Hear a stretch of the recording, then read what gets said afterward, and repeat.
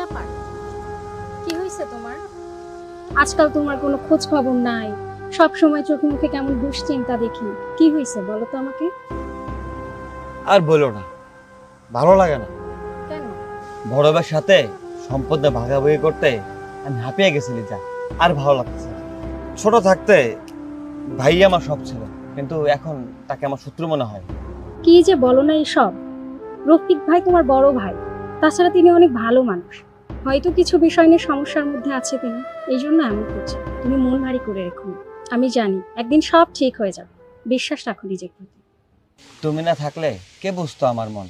কে বুঝাতে পারবে আমাকে বলো? এই জন্য তোমাকে তো ভালোবাসি। আসো, পাশে এসে বসো।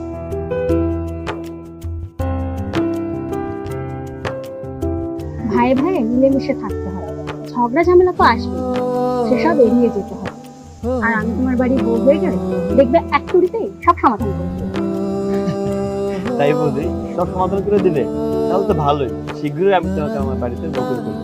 তোমার একটুখানি হাসি দেখলে আমার সব রাগ অভিমান মিলিয়ে যাবে।